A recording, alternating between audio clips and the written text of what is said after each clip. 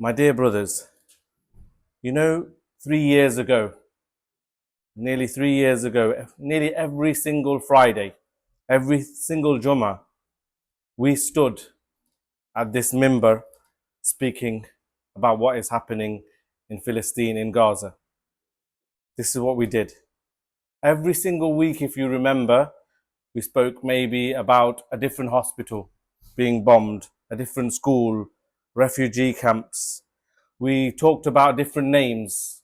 We talked about children being dragged out from under the concrete.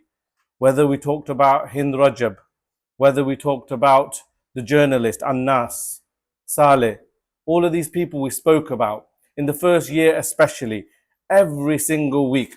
Maybe some of you felt a level of difficulty in listening every single week, but we raised it every single week because we raised it every single week to remind ourselves, don't ever become numb. Don't ever let this become normal.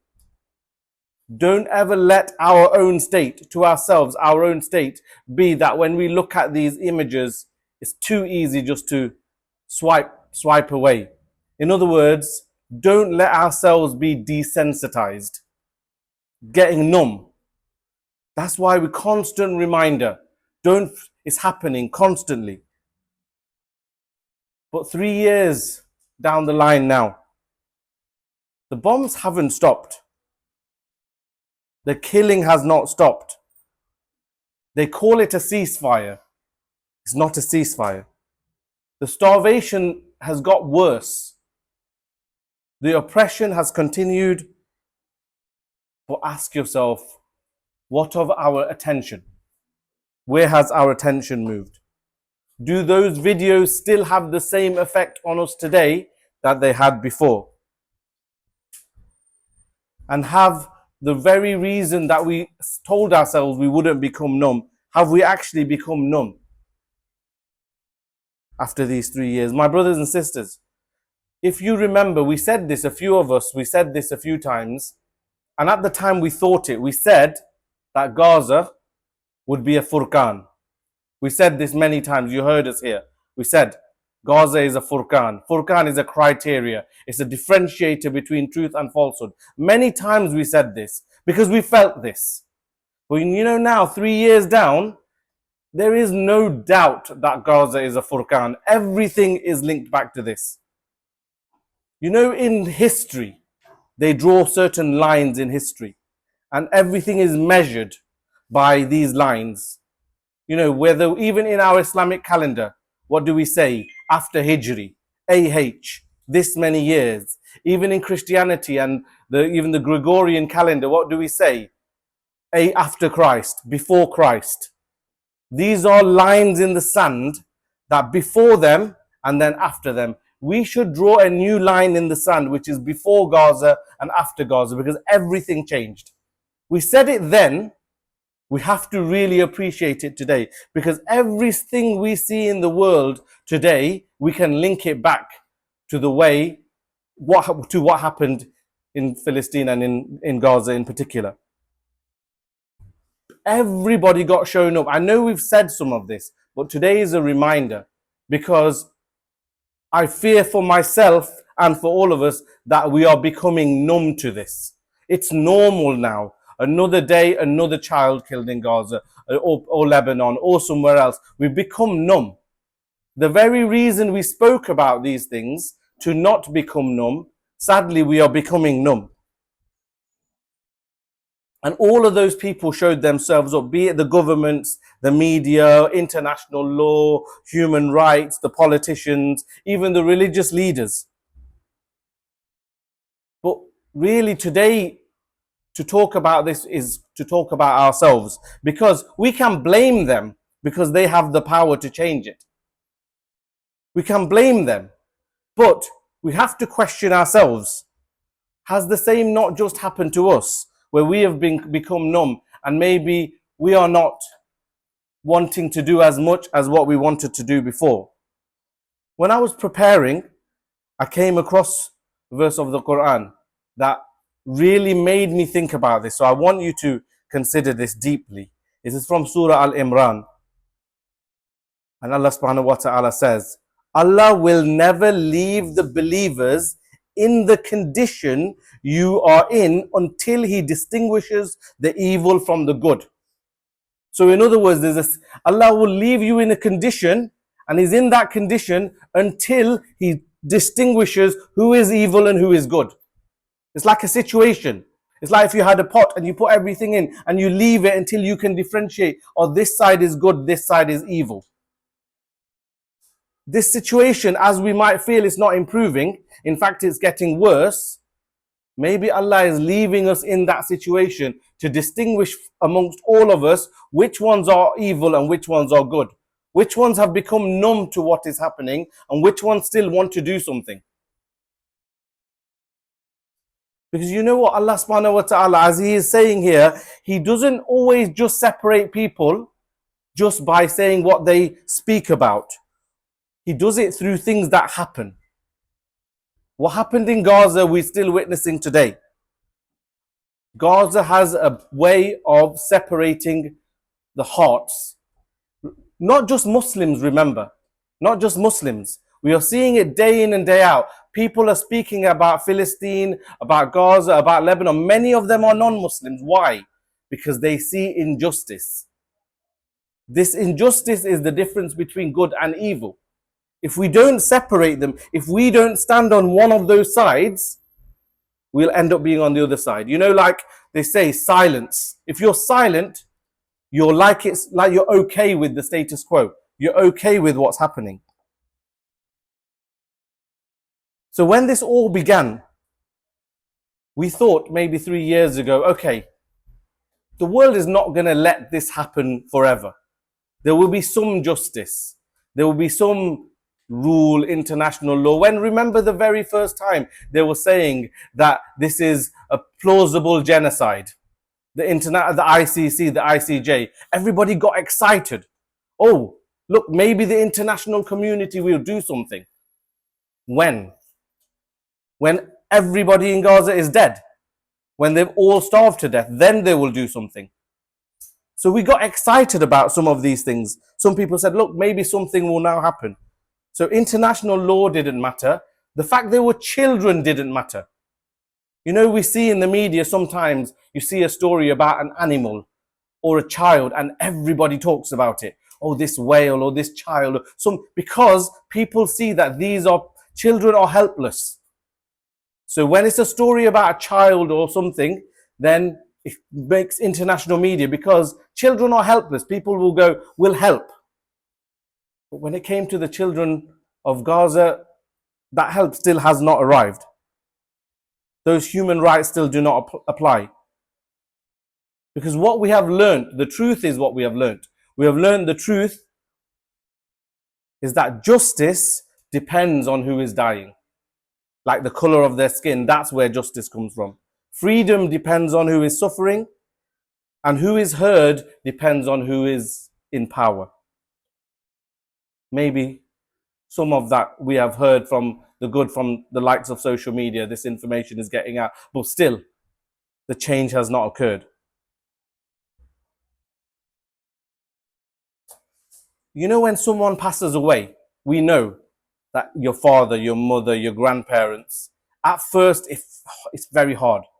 But after a while, you get used to it. Allah subhanahu wa ta'ala puts something in our heart to make us get over grief. But with grief, especially in the situation that we see, we come to a point of comfort. But when we come to that point of comfort, we've got to be really careful that we don't forget why we grieved in the first place. Do we completely forget our grandparents, our parents, whoever has passed away? We don't. But we're in danger, even while the genocide is continuing, we are in danger of becoming comfortable with life once again and not wanting to do anything again. And like Allah subhanahu wa ta'ala says in Surah Al-Munafiqun, do not let your wealth and your children distract you from the remembrance of Allah. Again, we are in danger. Because Allah didn't say you can't have wealth in this verse. He didn't say you can't have children and children are evil. He didn't say your businesses are evil, your enjoyment is evil. He said you can do these things, but don't let them distract you from that which is important. Look at today. Most of us, including myself. So this is a lesson to myself first. We were watching the World Cup. We were getting together in our houses, in cafes, in friends' places, watching the football, conversations, predictions, highlights, goals. When we sit down, we might spend 1 hour speaking about football. And this in and of itself is not haram. However, it's the distraction. There is a term called ghafla. This is the sin that happens when you're so distracted that you don't care anymore what your purpose is. So every one of our conversations become about football, about work, about entertainment. So what happens? That entertainment replaces everything. But at the same time, we don't appreciate that children are dying. Our ummah is suffering. There is injustice in the world. This is the danger of ghafla that can kind of seep into our hearts. I'll give you a quick example. I don't know how many of you have thought about this in the past. You know, if you've gone on holiday to like the places like Italy and some places, you know, where they have these massive colosseums. You might have seen these colosseums, these huge stadiums. Obviously, when you're watching TV, now watching the football, you're seeing all these amazing football stadiums, huge with 10, 100,000 people sitting in these stadiums. You know, the Romans, they first created these stadiums in order to distract people. What did they do? Create the colosseums, put the gladiators in there, violence in there. People flocked to come and see this. And there was a term, search this term. It is called bread and circuses. The term bread and circuses. Why is it called this? Because the leaders of the Romans at the time, they said, the people are restless. The people are not happy. The people are going to revolt against us. So what shall we do?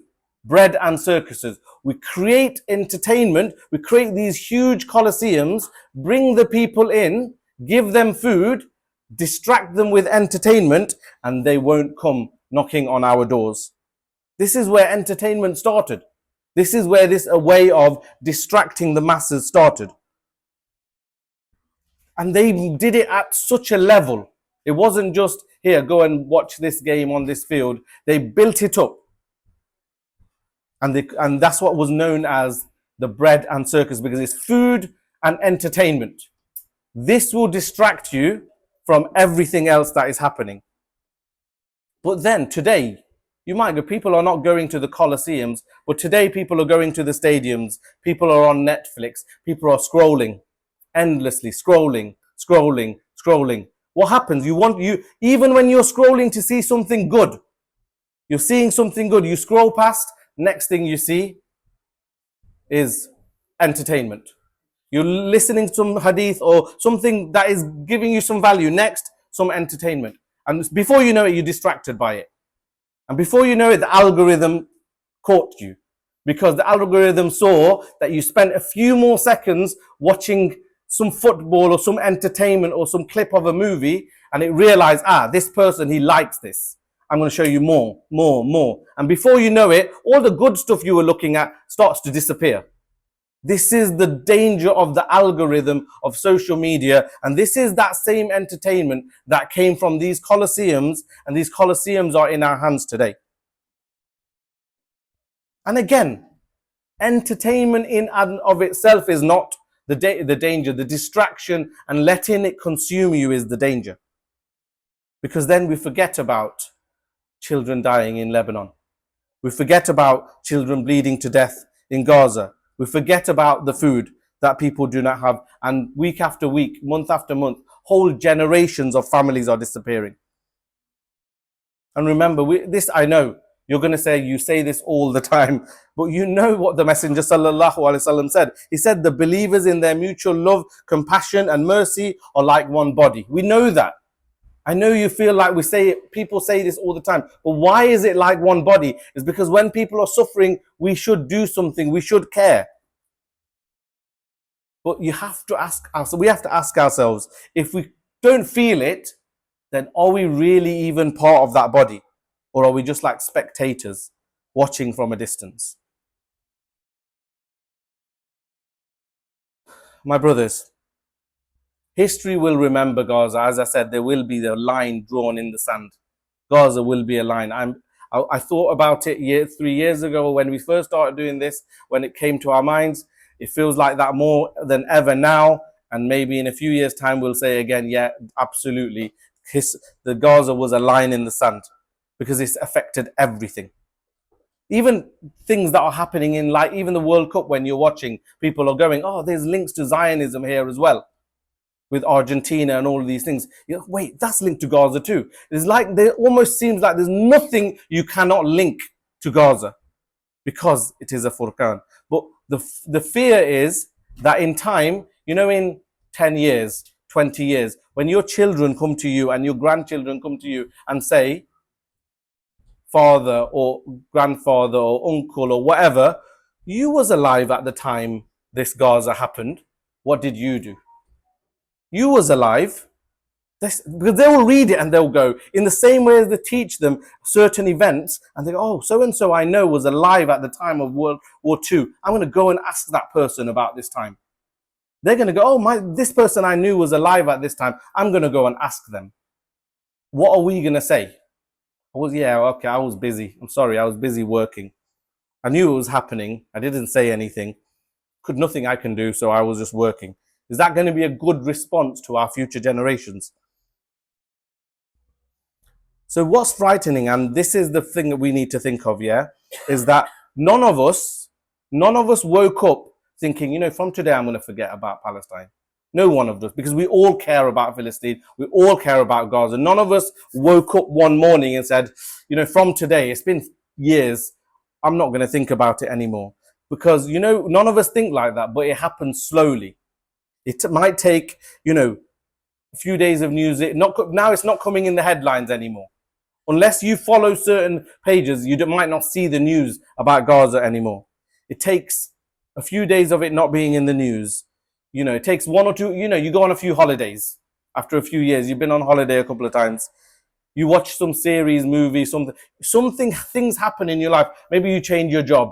Maybe some life events happen and all of a sudden that was before. Gaza was before. It doesn't apply anymore. So that forgetfulness comes with time, comes with events that happen in your life. And this then links to the verse when Allah subhanahu wa ta'ala says, and do not be like those who forget Allah, so He caused them to forget themselves. So if we forget, Allah will make us forget Allah as well. Then we will be lost. This is why we need to make that effort. And remember, the Prophet sallallahu alaihi wasallam, he wasn't miserable when the problems were happening. He was, you know, he laughed and joked and played with his wife, Aisha radiallahu an. But at the same time, he had compassion for the problems that Ummah was facing. That's not to say we should all go out here and be miserable because of what happening in Palestine. But equally, we shouldn't be so distracted by our lives that it no longer plays any part. Because we're starting to see that now. It's becoming normal. Oh, it's normal that there's another bomb dropping in Palestine. So I'm just going to finish on this, that Gaza, without a doubt, is a Furqan. Without a doubt. For me, it's absolutely without a doubt. Because everything links to it and it draws and it exposes us. It exposes our hearts. Because every day we go through where we feel like, you know, I'm just going to get on with life, that means we have been neglectful. That ghafla has crept in. So what we do is we compromise, you know, we ignore, and it's not important anymore. And as the headlines disappear, it disappears from our hearts as well. So when the headlines disappear, it shouldn't disappear from our hearts. Both what is happening in Gaza and in Lebanon. May Allah never allow that to happen. May Allah strengthen the people of Gaza, Lebanon, and all of the oppressed people of the world. May Allah accept their martyrs. May He heal the wounded. May He feed the hungry. And may He unite the Ummah upon truth. And may He make us among those who remember, even though the world might forget. آمين. أقول قولي هذا واستغفر الله ولكم ولسائر المسلمين فاستغفروه إنه هو الغفور الرحيم.